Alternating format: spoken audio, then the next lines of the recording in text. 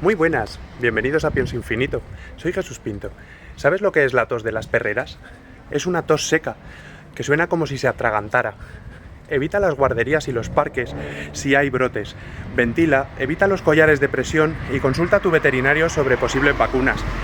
En casa, ofrécele reposo, llévale con arnés y ofrécele y mantén el agua fresca.